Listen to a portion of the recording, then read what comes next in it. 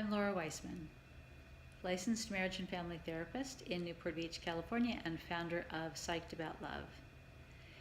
Today, Jews all over the world celebrated a holiday called Purim. And in that holiday revolves around a story which I'm going to share with you very briefly, but from a little bit of a different perspective. So once upon a time, there was a king, and he ruled over a kingdom that covered the majority of the earth at that time.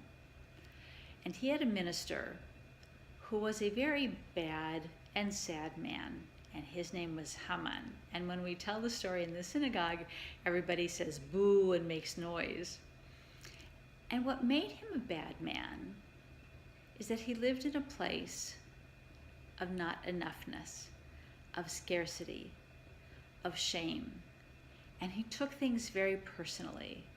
So when our hero of the story, Mordecai, refused to bow down to him because Mordecai would only bow down to God, the bad guy, Haman, took it very seriously because it plugged him into that place where he felt and he believed himself to be not good enough. Now, clearly Haman did not get enough hugs as a little boy, not enough love from his mommy, and so he needed it from the rest of the world. And when Mordecai refused to bow down to him, he became enraged, so enraged that he offered to pay the king money so that he could kill all the Jews of the empire.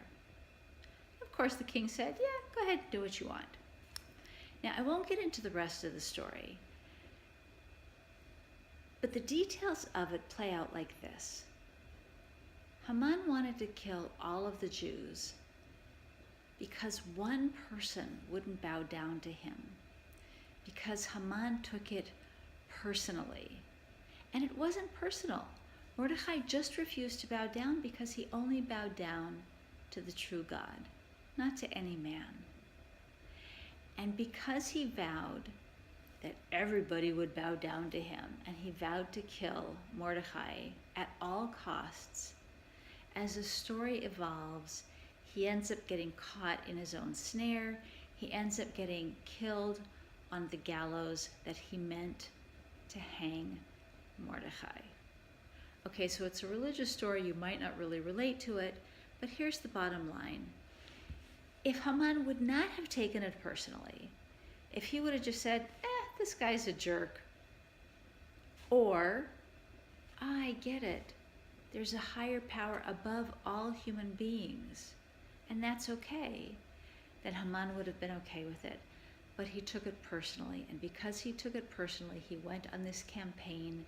The campaign ended up turning against himself because it was not God's will, and he ended up hanging on the gallows that he had meant for Mordecai. All because he took it personally, and it touched that place in him of shame where he felt not good enough. So ladies and gentlemen, the moral of the story is, do not take it personally. When other people are having a bad day, it's not about you. In your heart, wish them well, smile, and trust that it's all good. Have a good evening. I'll see you tomorrow. Bye-bye.